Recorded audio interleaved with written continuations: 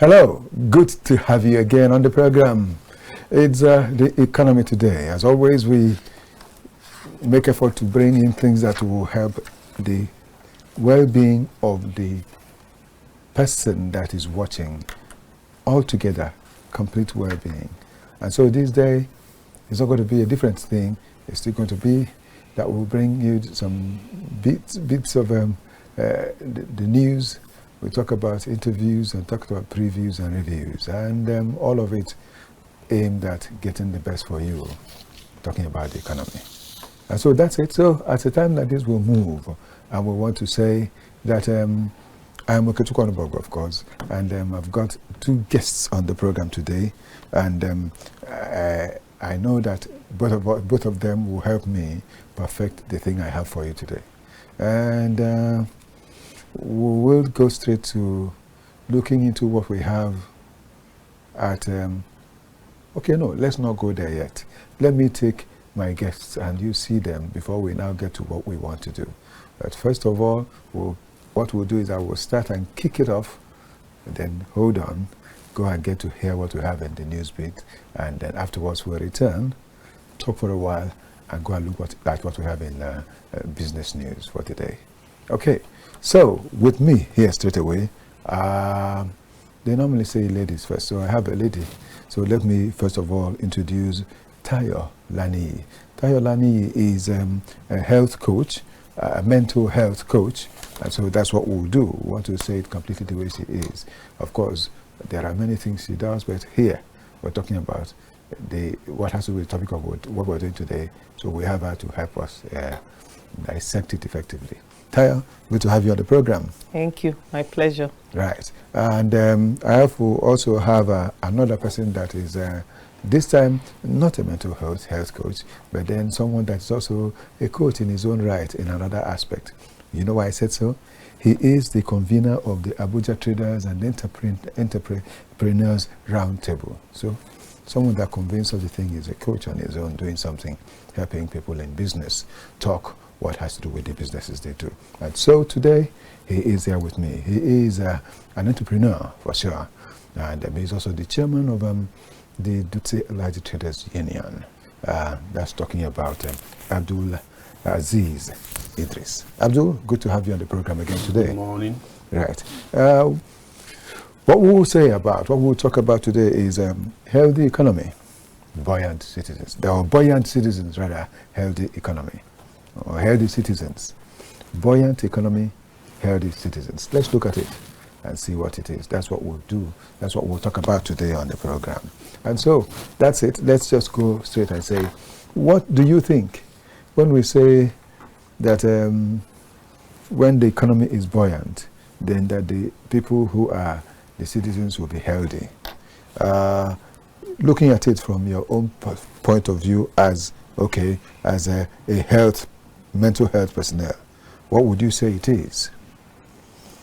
Okay, looking at it towards the mental health aspect, you know, the health has a lot to do with our economy, because when you have a great health, then you'll be able to have a great performance. And a thriving economy and well-being of citizens are deeply intertwined. Yes. You can't separate the two of them. So without you having a very good health, you cannot perform. There will be no good productivity. Thank you so much. We'll just keep it at that, and let me go to him straight away. Alga, talking about the economy and how buoyant it could be, looking at what we have. Yes. What do you think about it? Yeah, we have to look at it from both aspects. That is the environment even we're living. If it is healthy, then definitely we could be able to trade healthy. I'm a trader, as well as even within ourselves. If we were not healthy, we have elements fighting us, then definitely there's no how I can even improve my own economy, talk less of giving my own quota to develop the Nigeria's economy. Okay. This is that's how I understand this. Okay, that's correct. I must say that you both hit the nail at the head, so we're free to run along with that. And now that you, dear viewer, you've looked at it and seen what we're talking about, buoyant economy, healthy citizens, let's now look and you think about it. while we take the news beat for today. After the news beat, we'll return here and discuss more. The Central Bank of Nigeria, CBN, in collaboration with the Nigeria Interbank Settlement System, NIBSS, has officially launched the Non-Resident Bank Verification Number, NRBVN, platform. The innovative digital gateway allows Nigerians in the diaspora to obtain a BVN remotely without the need for a physical presence in Nigeria. Speaking at the event in Abuja, the CBN Governor Olayemi Cardoso described the initiative as a milestone in Nigeria's financial inclusion journey and a critical bridge connecting the country to its global citizens. He added, for too long, many Nigerians abroad have faced difficulties accessing financial services at home due to physical verification requirements. The NRBVN changes that through secure digital verification and robust Know Your Customer KYC processes. Nigerians worldwide should now be able to access financial services more easily and affordably. The Federal Airport Authority of Nigeria, FAAN, said that it is exploring opportunities for revenue increase and hub optimization from the evolving special landing facilities for urban air mobility, which is already gaining traction in the global aviation ecosystem called vertiport. A vertiport is a designated area for the takeoff, landing, and servicing of VTOL aircraft, including air taxis, drones, and other electric vertical takeoff and landing VTOL vehicles. Yeah, talking about what we've just seen on the news beat, looking at the economy the way it is, every sector can do something to help make the economy better. That's what the Federal Airport Authority of Nigeria is trying to do, and this is good. Looking at what they have, and also seeing the plan of the Central Bank of Nigeria to improve on what has to do with this BVN thing, so that everyone can have it, even when they are abroad. It would even help with the BVN from the central bank reaching those who are outside the country. It would even help remittances to come in better. Let me talk to the entrepreneur and ask him, what do you think about that BVN that the central bank is trying to do, has begun to do really? They want the people abroad to have their BVN so that it will be easy for them to remit money and all that, and know what happens in their own account while abroad. It is very good. It's a very good development. If they have biometric data with the CBN, definitely will help to track all their financial dealings, transactions, and others, and that will help in curbing this problem we're having of money laundering and so many other financial misconduct that people do. It will help to at least strengthen the Nigeria's bank biodata. It will help in eliminating even the criminality, whereby people are sponsoring bandits, insurgents, and others. It is very, very good, because wherever money go, they can be able to trace it. Yes. And they can be able to know what purpose was that money for. So it's very, very important to have this data bank, whereby both Nigerians in diaspora and we here living in Nigeria, we should be watched. This could give EFCC and both the central bank and other financial intelligence an opportunity for them to be able to know really what we are doing with our finances. Okay. It's very good. That's also another thing, because as I was saying, it could also help when you want to make your remittances. It will be easier, since your BVN is known to you. You can always use it, and it will be easily done. Anything that can help the economy to grow, get better, improve, and develop, because economic growth and economic development are two different things. But then, with all these to work and come out effectively the way it's needed, that's what we need as far as our country is concerned. Thank you so much, Abdulaziz. Tayo. Yes, sir. Looking at our health today, this country, the way it is, sometimes you meet someone on the way and you want to say good morning, and the person will turn and say 250. Yes, because that's what he's bothered about. Good morning, and he will say plate of rice. Yes. Because that's what he wants. You know, good morning, 500,000. That's the response you will get. Because he's thinking. And so you will think you ask him, what is it you are saying? Mental health. What is it like in this country today? And what do you think it can be with a buoyant economy?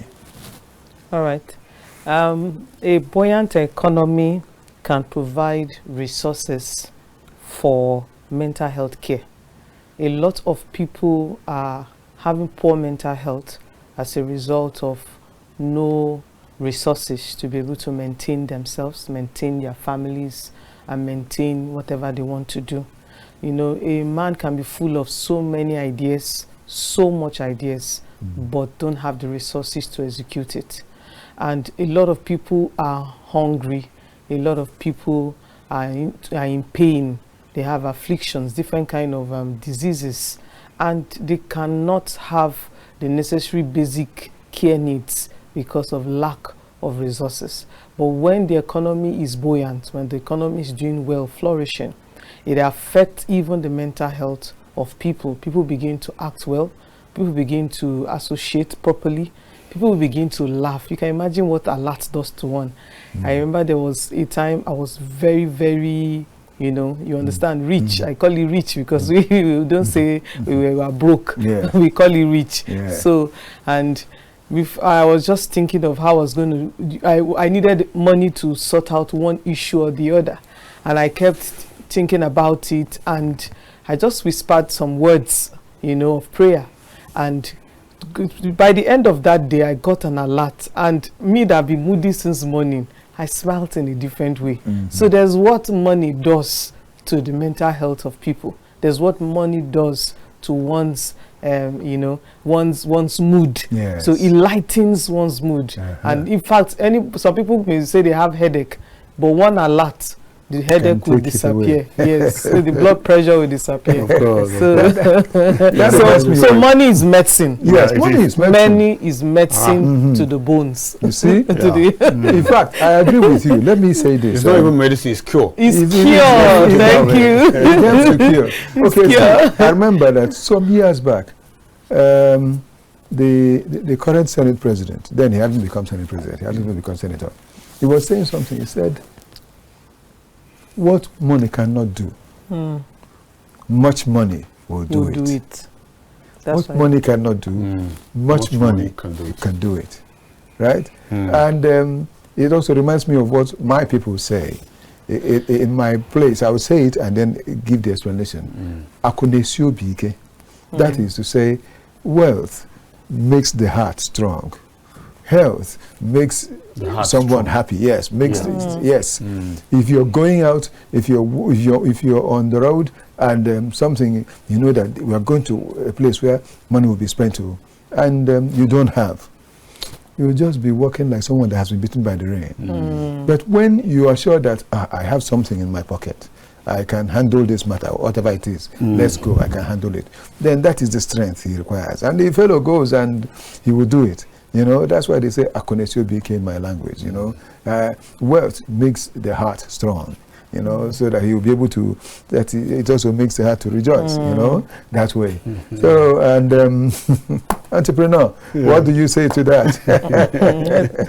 Especially this your proverb or whatever you call saying, it. That says wealth makes heart strong. I find it very relevant because I have seen so many different problems from people, and they come to me, especially in market. But when I was able to diagnose the problem, I found out that it's that lack of resources. People could, as he said, people could have many different ideas, good ideas, that they can even innovate or they can recreate, but due to lack of resources, they were left behind. and that will keep eating their minds. That's where the matter of mental health came in. That mental degradation can lead them to what even is not expected them to have gone through. So wealth, really, we need to focus on wealth creation. Wealth creation could be one of the backbone for economic sustainability and development and buoyancy. So if we can be able to recreate our economy, recreate our businesses, innovate, you understand, give room for entrepreneurs, you understand, to come up with the ideas.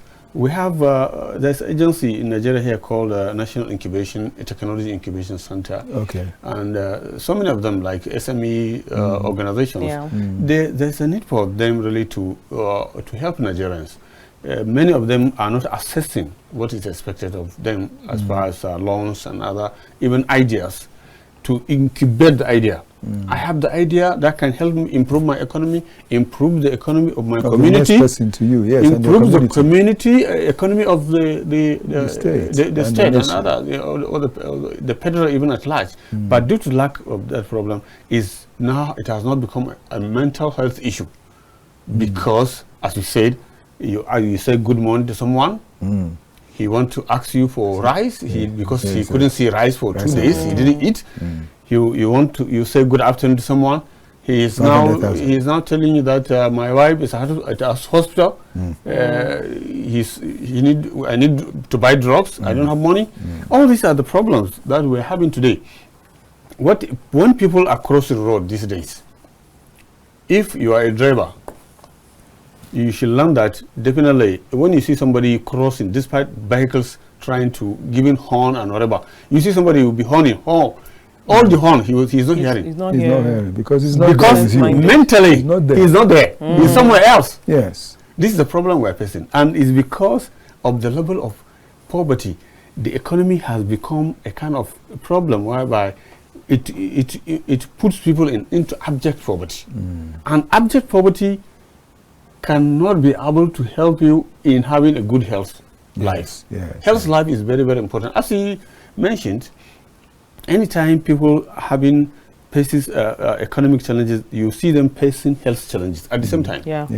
They go together. And by the time you help people, tell them, sit down with them, give them ideas, help them as a consultant. For example, you as a health consultant, health matters. I don't know that you are a health expert or you are a medicinal coach. Yes, mental health coach. So as a coach, it depends on how the kind of I'm sure very much you have been meeting different type of people, and you know how to diagnose their problem, how to help them.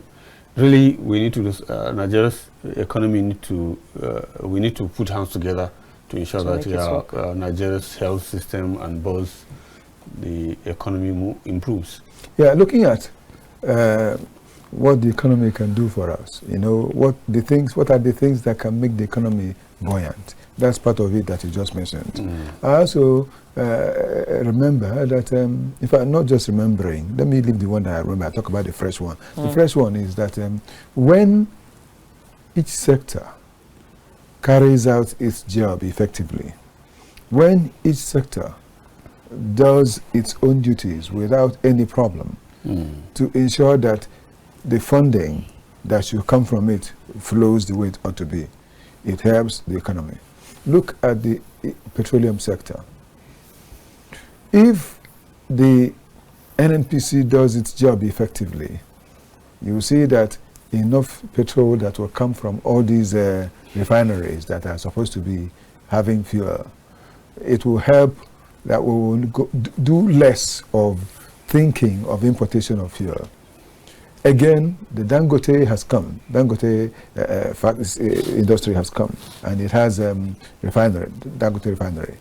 It has come. It has started helping. If we all work towards assisting that company to release the product it has to the market, we not only get petrol, because there are other derivatives that will come. We have all of them, a whole lot of them that will help. Instead of us going abroad to buy plastics and rubber containers and things like that that we'll use for one thing or the other, they are all the things that are part of the derivatives that come from the petroleum industry. Talk about polypropylene and things like that. These are the things that can come. If they use those things, instead of going out, because Dangote even himself mentioned it, that his company needs polypropylene effectively. But since the refinery has come, they no longer import it from outside the country. They are now buying it from their own company. These are the things we need. If we need the things that will make us go outside, let's produce them here and work with them so that our money will circulate amongst us, not being taken away. Because that's one thing that will make the economy to get strong. But if we keep fretting our naira away because we want the dollar, it will make everything not work. And how does it happen? Let production processes happen everywhere in the country. Let the things that will... Thank God that I had EMZO has built another factory. Yes, EMZO Pharmaceuticals has built another big factory in Ogun State. Wow. And that factory will help to produce some of these things that people would have gone abroad to buy for medical services. Yes, yes, all those things. Now they are producing it there. That will save us a whole lot of foreign exchange. The things that our people should think of, businesses that will happen that will save us this foreign exchange, so that our own naira will start shoring up to get better. We need all these things. Thank God you are an entrepreneur, you are here. You know about what I'm saying quite well. Even the mental health coach, apart from being a mental health coach, you have a family, you have things around you, you know what concerns these things, how they go. And these things can happen. There are, of course, other things like bit of trading to maybe doing one way or the other to help perfect everything, because not one source does it again in the country today. Looking at it, what can come out of this buoyancy we're talking about? What can lead to it perfectly in the nearest possible time?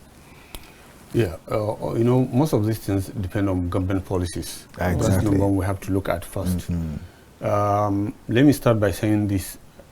Several interviews like this, I was able to say it, that Nigeria, there's several, you know, once upon a time, previous government closed borders for foods and other beverages not come into Nigeria and so on. And here one day we argue. I said, it's good to close border for things not come in, you understand, so that you can be able to produce it, create job, you understand, and develop, strengthen your currency. Yes. All these things are good economically. But there's something we left behind before doing that. Okay. Whereby I even gave an example with China. China in 40s, before 40s, even then, they depend on India, Russia, and other things containing even their foods, their drugs, and whatever. For example, you understand, they depend on neighboring countries. But when Chairman Mao come into power, he revolutionized the economy of the Chinese. You understand? It has been very, very hard for them. But one thing he first did was, before even he closed border for foods, he closed border for these drugs. Yes. Because number one thing, if you want your economy to improve, you have to look at the mental health of your people. If you find out that narcotics, drugs that could harm destroy their lives, yes, you have to stop it first. It's part of it. So it's a welcome development that EMZO has now started building this, so that our people will not be going to India and Pakistan and be importing narcotics, cocaine and others, using the name of drugs, you understand? And substandard drugs will be interrupted. It will not be able to come into Nigeria, you understand? But meanwhile, the point I'm trying to make here is that if today we want to improve our economy, it's not only by closing border for rice, closing border for wheat, that we don't even have the wheat. Still, we're not producing. You understand? It's not about it. First of all, we have to look at what are we importing into Nigeria. For example, look at this one. We're importing palm. We have everything that makes palm. This, what they call it, this glass. Yes. We have it in Nigeria. Yes. This rubber component that you cover your phone, we have it in Nigeria. All the components inside this phone. We have it in Nigeria, we have it in Nasarawa, Jos, Northeast, Northwest, Zamfara, all these countries, all these states. Yes. We have all the components. Most of it, all these things you see, this illegal mining you see, that they're exporting things from Nigeria to them, is for all this, to make this phone, you understand? And to make the same drugs. The shoe we are wearing, some of this shoe sole from the rubber or whatever is from Nigeria here. Look at the stone they were carrying from Nasarawa state. That's the one they are producing from outside and bring it back to Nigeria, we buy. So we are destroying our economy with that. We have to, when Chairman Mao came into power, he said, no, let's close border for all these things. Let's have to produce it. Even the automobile, he said, no, any car, even he himself as the president of China at that time, he cannot use it.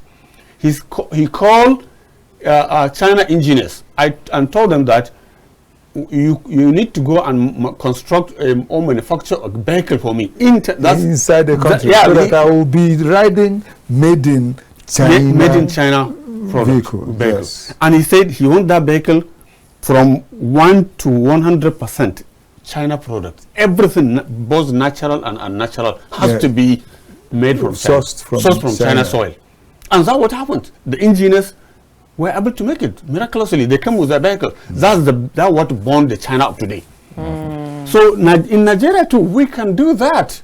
It's just that what the problem we have in Nigeria, whatever you try to do good for Nigeria, people are there to derail and sabotage it. Exactly. And that leads me to something. You know, you said government policy, and it's important. Government policy is of great importance. I remember that when Goodluck Jonathan, former president, was in office, he made sure that at the Aso Rock, you will not see rice that is not Nigerian rice, made in Nigerian rice. He made sure that the bread people ate there in the rock was Nigerian bread that is produced from everything Nigeria. That cassava flour and all that. He made sure that was what was being served everybody. And people will eat it then and enjoy and go. But the moment he left, all those policies, all those things he did were thrown aside. And other people that came in started importing everything, bringing in everything. So we need to have not just government policy, but sustainable government policy. Policy that should be allowed to remain, not to go with one administration. Because that's the problem also we've had. Okay, let's look at the way, and find out the way the mental health coach will want to tell us something about that. Okay.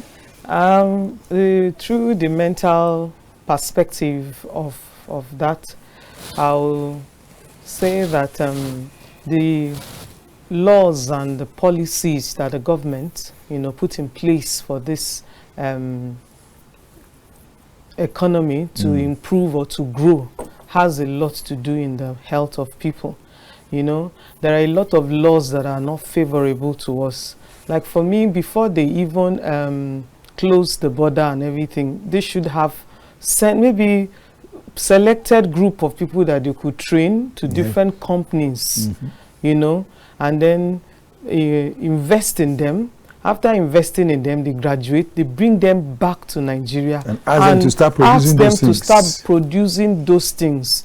You have to take measures before you take a drastic such actions. Yes, there were no measures implemented. There were no measures taken, and then the border is just closed. Because I've not seen any policy that talked about, or any advert or anything that's talked about training Nigerian youths. Choosing them from different, maybe those that are supposed to go and learn how to do petroleum, those that are supposed to do how to manufacture this, manufacture that, but manufacture different things. To take them outside the country, train them, then they come back and train more people here, and then put them in different sectors and tell them to begin to produce. Before we now think of closing the border. At that, we will still return. Let's take the news from the business news. After that, we'll come back and continue our discussion. The Minister of Aviation and Aerospace Development, Festus Keyamo, has attributed frequent flight delays and cancellations by airline operators in the country to inadequate capacity. The minister, however, says with the implementation of the reverse insurance regulations for leased aircraft in Nigeria, airline operators will have a conducive environment to access more aircraft, which would in turn address incessant flight disruptions and other challenges within the sector. Speaking in Abuja during the flag-off ceremony of the reverse insurance regulation for leased aircraft in Nigeria, Keyamo revealed that since he came to office, he has done the best to evolve and develop policies that will make the entire aviation ecosystem in Nigeria more investor-friendly and also to make it especially very conducive for local operators. The minister added that the government was exploring options to address all challenges faced by airline operators and other stakeholders in the sector. Additionally, the Commissioner for Insurance and Chief Executive of National Insurance Commission, NIGCOM, Olusegun Omosheyin, says the reverse regulation would reflect the country's gross domestic product, GDP. The ambassador of Korea Republic in Nigeria, Kim Pang-yu, has said Nigeria remains Korea's most important trade and investment partner in Africa, even as revealed how various engagement thresholds between Nigeria and Korea have soared since its arrival in 2024. Ambassador Kim stated this in Abuja at the opening of the Nigeria-Korea Relations Seminar organized by the Savannah Center for Diplomacy, Democracy and Development in collaboration with the Embassy of the Republic of Korea. Here is more on that report. To strengthen trade and investment between Nigeria and Korea, both countries are focusing on expanding economic cooperation, particularly in sectors like technology, trade, and investment. This includes exploring opportunities for increased Korean investment in Nigeria. In his opening remarks, Ambassador Kim Pang-yu reiterated his country's commitment to further strengthening its relations with Nigeria in the area of economic growth. A long history. 50 years ago, one of famous Korean agriculture doctor came here and support to developing the food for Nigeria, and we hope to continue and for the developing your food and also solving for the food security problems. Nigeria and Korea also we have good condition for collaborations. So our embassy and I do our best for developing both countries' relations, and it is the reason why the conference in this time. On investment and other economic advantages, the representative of the Minister of Foreign Affairs, Ambassador Anderson Madubike, and Engineer Jani Ibrahim said these economic collaborations are not only strengthening the mutual interests of the two countries, but also contributing to Nigeria's sustainable development. So many unexplored, things in our country. So this is the way to go. Two great countries, of course, we know the position of Korea in the global economy, and of course Nigeria. So it's a good thing happening today, so that we'll have to continue to talk to each other to make impacts in improving the overall well-being of human beings, which is in line with globalization. To see that we can quintuple the trade between our countries by saying that he would like to see that going up to $10 billion, also, which is a big challenge, and which is now also, a call for action between the two countries. And it is this is now time for implementation. We've had enough talk. We are now looking at implementation. So we should come up with implementation strategies that will ensure, that we get benefits from the two relationships, since the two countries are willing, to participate, in trade, investment, and also in developing the agricultural sector. In agriculture, the Executive Director, Savannah Center for Diplomacy, Democracy and Development noted that Nigeria has excellent agricultural conditions, including vast land, diverse vegetation, and a variety of climates with an assurance that Korea is ready to support Nigeria's effort to promote food security and its skills and experiences. Some few things that they can learn from Nigeria. The idea is to bring the two together so that they can focus on those things, those actions, those policies, those activities that strengthen the economies of the two countries so that they can continue doing things together, helping each other so that we benefit from each other. That is the purpose of this series of seminars. The opportunities are there. Show it to the people now. If they take advantage, if many Nigerians take good advantage of the opportunities, the likely increase in terms of volume of trade between Nigeria and Korea will reach the level of about 30 to 40% in the next 2-3 years, and then it will go on. The seminar was aimed at exploring strategic areas of collaboration and strengthening bilateral relations between Nigeria and Korea, with special focus on agriculture, trade and investment. That's it, and we're still on, and the program still remains the economy today. I hope you're enjoying every bit of it. We're still going on talking about the things that will have to do with the topic for today, talking about buoyant economy and, of course, healthy citizens. How we grow. We know there are ways of reasoning. That's why we had to bring a mental health coach to come in today to be part of that discussion, because all these things, if we do not understand the mental reasoning, it can lead to anything else. And so that's why we're working towards that. So, and the mental health coach here with us today is Tayo Lani. And I want us to continue to talk about this concerning this topic. Tayo, please. All right. You made mention about cassava bread that was being served at Jonathan's regime. Obasanjo started it. Okay. But along the line, yes, along the line it was stopped. So, and you know, sometimes we make policies that we're unable to stand by those policies, and there's no continuity. That's the point. The point. Problem is continuity in government.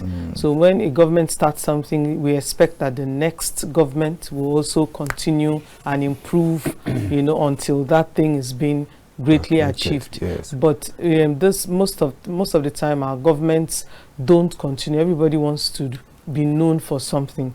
They want to start what they feel is better. So, but the way an economy can become buoyant and become, you know, great is by we continuing whatever that was started by one government or the other. So, and you know, stopping that was like a play on the mindset, because it took people to go and learn how to make cassava bread. It took them to learn the process, and people already, their mindset was already adjusting towards eating and enjoying cassava bread before it was now stopped. So what am I trying to say is that we play on the mindset of people, you know, when they're already, you know, used to something, and then suddenly it is being changed. You know, it is being changed. So it affects people's mindset, affect them mentally. There's a mental breakdown when you don't get what you want, when you don't get what you desire, or when you don't get what you are expected to get. It breaks down in the mental health of individuals, of people. I'm sure a lot of people were not happy, a lot of people were disappointed, and I'm sure it affected a lot of people. And maybe at that period, the cassava bread was being sold outside, and people must have been making money from that. But when there's a change, and suddenly people now say, there's nothing much in cassava again, nobody goes for it. Everybody wants to go for what is, you know, on the streets, or what is available. So it affects the economy, it affects productivity, it affects investments, because it affects the mindset of people, and it affects causes the breakdown of the mental health of a lot of people. Thank you so much. Buoyant economy. Let me ask you, Abdulaziz. Yes. Our economy today, would you describe it as buoyant? And if not, why is it not buoyant? And even after that, can it ever be buoyant again? as it was long time ago? Well, Nigeria's economy, I wouldn't like to call it buoyant, despite the fact that this is one of the time that Nigeria is getting the biggest and the partest revenue in terms of oil and whatever revenue and so on. Yes. But I won't call it buoyant. One reason why I would not like to call it buoyant was because, to me, buoyancy should also be able to signify wealth creation, reduction in poverty level, well-being of Nigerians, of the citizens of the country. So if perhaps we are going to use that as parameters, definitely we cannot call Nigerians' economy as buoyant as it is, because as of today, the statistics going over Nigeria, you knew that even from what Adeshina said, even though federal government was on him, that he didn't say it correctly, but the level of poverty it keeps improving. Even toward the 2027 that we are talking about, is going to be even more or higher than his projection. You understand? So, to me, if we're looking at whether Nigeria's economy could be buoyant or not, we should leave a future to our Creator. But at the same time, if we want to be sincere to ourselves, yes, we should have hope that yes, one day Nigeria's economy can improve and become buoyant. You understand? Because we will know what the next level leaders that are coming, the next generation leaders, we will know what they will do. They might be good, and they might look at what their predecessors did, and maybe do come with a better way whereby the economy could improve and become a better one.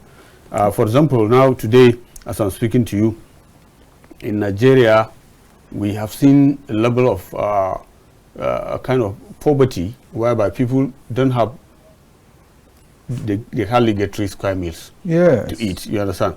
But don't forget the revenue from oil and other products. The money is huge and big, where the federal government is sending it to states, and the states too. They don't have enough mechanisms to create wealth. It's one of the problems.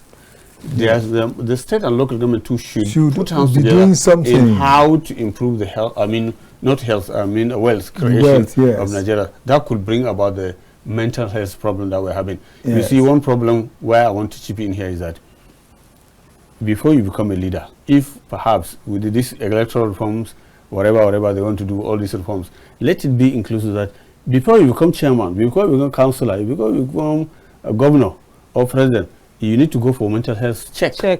Some people, their brain get problem or not small, but you put them in leadership. That's why you've seen what happened today in National Assembly, what we're having today in office of the governor, what we're having in the office of the chairman. This is the problem of your people. But if the problem goes east, you are going west. This is the problem we're having today. That's why it's very difficult for us to say our economy is even improving.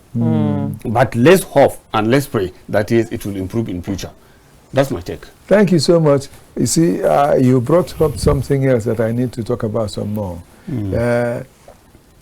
This idea of every month, every state governor goes to Abuja and goes to collect from the revenue allocation. It has made many states to go lazy. That's why I am agreeing with and supporting the new tax regime that is still being debated upon by the National Assembly. That new tax regime will help people wake up from their slumber, so that if someone is lazy, then the fellow will hear it. You know, the way Nigeria will say. Laziness is not an excuse. It's not. And there are so many things in our country, so many things that each state can work on. And God so blessed this country that each state has its own peculiar natural resources. You know, so it's just like that. Go to Nasarawa State, they have theirs. Go to Kano State, you find something else altogether. Go to Plateau State, a different thing. Go down to Edo State, you are seeing something else. Nigeria is naturally just like blessed. that. Are you talking about Ondo State? Are you talking about all these? All over come Nigeria. to Anambra, a different thing altogether. So wherever you go, Sokoto has a different thing. So you always see that, and all of these are the things that are supposed to help Nigeria grow. Of course. But the fact is that some people have been doing their thing their own way, and nobody cares. It's high time they woke up. Let each state start looking inwards, see the things that are there, naturally distributed, handed over to you by God, and work on those things and use those things to improve the economy of your state. Yes, of course. As you are speaking, this idea came to me. Yes. We are talking about cassava. In Nigerian land, if we can harvest at least up to 1,000 kilometers, or less than, just 500, let's assume 500 kilometers from states. If every state can be able to harvest 10 kilometers of cassava in Nigeria, from each state. All the Nigerian states, you can grow cassava. Yes, it can grow anywhere. No exception. You're correct. Even we can grow cassava. Cassava alone can make Nigeria's economy buoyant. Yes. But do you know why that cassava bread you people are talking collapsed? One reason is because the level of farming we do as far as cassava is concerned is less than 1% that is expected of us. You see? And yet, even that one, what we do, is being consumed directly by the farmers will pass to do gari with it. Yes, gari. To process gari and put it in bag and be selling it. Do fufu. You understand? And Santana, all those things. Because they're easier and simpler. So because the process of that doing cassava bread, it has to go some processes which is a bit longer and easy compared to doing gari and bubu. You understand? So that's why people, they don't go into it.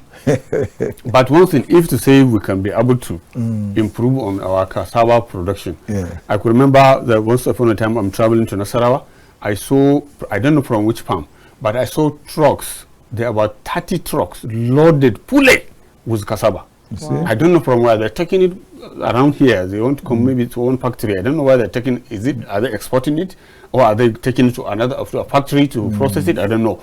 But I find it. I say, that means we are improving. For me to see such kind, I have been driving. I have been seeing that I counted about 30 trucks full of cassava. It's a good one. This can really improve economy. It's not only oil that we depend on. That's why when you are talking about governors coming to Abuja to collect revenue from FAAC, I find it somehow, because one day when that revenue is not coming, how can they do with those things? How can they pay salary? How can they do other infrastructure? The earlier the better. That all of us put hands on deck to change that that scenario of looking for money from the center. We have to also, each and every state, for example, I'm from Jigawa State, if my state, we have the vast land, if they can do irrigation, of like 1,000 hectares of land for just to do cassava alone. I'm telling you, as they are calling earlier on years back, they say Jigawa is the poorest state. We are going to lead Rivers and Lagos in revenue if they can do that. Because with that, a lot can come out from that. Definitely. And you know that at a stage when Obasanjo was the president of Nigeria, Olusegun Obasanjo, he was talking about getting to start producing fuel from cassava. Ethanol fuel. Ethanol fuel. Nigeria was then the highest producer of cassava all over the world. I don't know whether we are still there, because a lot is happening. Yes. Well, there is a lot for us to think about. And this land is so blessed. Yes. This land Our is so land blessed. is blessed. You know, but we're not recognizing the blessing God has given us. We're not recognizing it. We're not taking advantage of all we were doing is politicking. You do me, I do you. This one cannot be this. It must be me. It must be you. It must be that. This is the problem we are facing. Instead of looking at how to improve our economy, we are just giving unnecessary enmity for no reason. Just because of this economy is one factor that can make this country great. Of course. So that when it becomes that great that we want it to be, You people that are struggling for political positions, you are still going to be blessed. Why not let us work together to make our economy better? That's the question. Well, let me come to you, Tayo, please. Yes. We'll be rounding up at a time like this, so let's hear from you. Give us your words before you also do the as a health expert. Yes. All right, to be able to have a stable mental health and to have a buoyant economy, then we should emphasize on our mental health. We should emphasize more on being stable mentally so that we can have a great yield. And there's no how we can be stable when we don't have resources in our hands.